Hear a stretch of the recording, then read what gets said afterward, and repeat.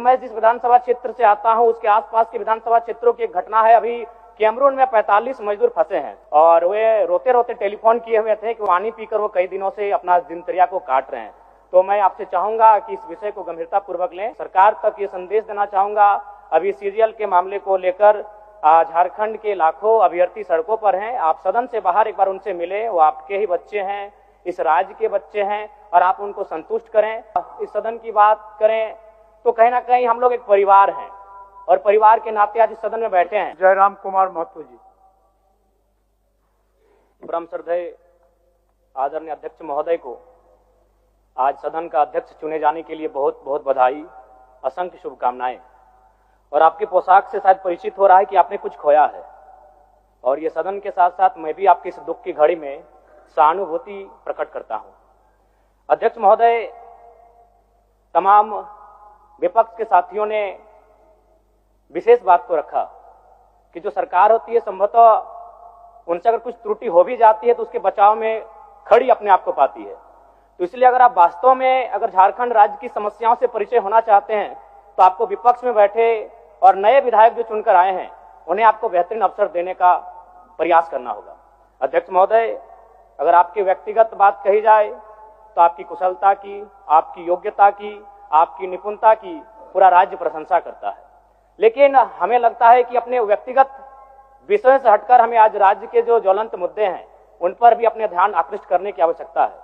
अध्यक्ष महोदय, मैं झारखंड लोकतांत्रिक क्रांतिकारी मोर्चा अपने पूरे संगठन की ओर से आपको बधाई देता हूं और आपसे विशेष मांग करता हूं, चूंकि मैं जिन परिस्थितियों से यहां से चुनकर आया हूं, कहीं ना कहीं राज्य के शोषित वंचित लोगों की एक बहुत बड़ी अपेक्षाएं हैं।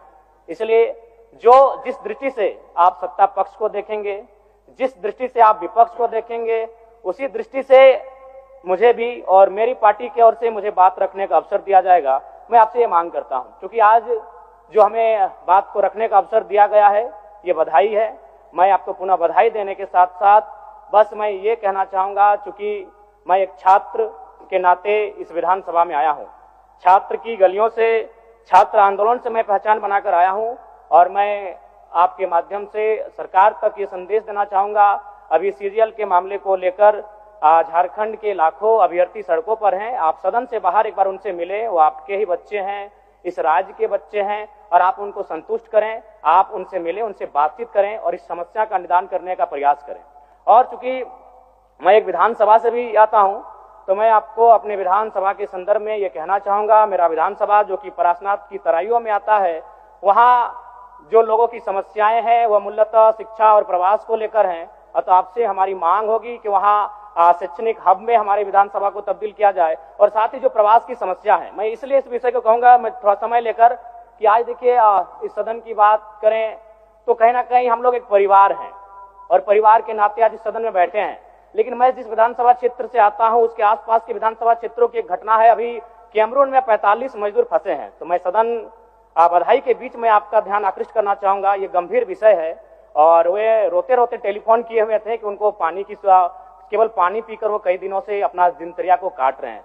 तो मैं आपसे चाहूंगा कि इस विषय को गंभीरता पूर्वक लें और उस दिशा में आगे बढ़ें और इस राज्य का 24 वर्षों का ये राज्य, उस राज्य को हम लोग आगे कैसे लेकर जाएं, हमारी क्या भूमिका होगी, उसमें सदैव आपके साथ खड़े हैं। पुनः आपसे यही कहेंगे कि हमें समान अवसर दिया जाएगा अपनी बातों को रखने का। बड़ी उम्मीदों के साथ हम लोग यहाँ तक आए हैं। पुनः आपको माननीय अध्यक्ष चुने जाने पर बहुत बहुत बधाई, बहुत बहुत शुभकामनाएं और साथ ही साथ आपने जो शायद अपने पिता को खोया है, पुनः उसके प्रति हम ढांढस, शोक, संवेदना व्यक्त करते हैं। धन्यवाद। जोहार। झारखंड के तमाम शहीदों को नमन, वंदन। जय झारखंड, जोहार झारखंड।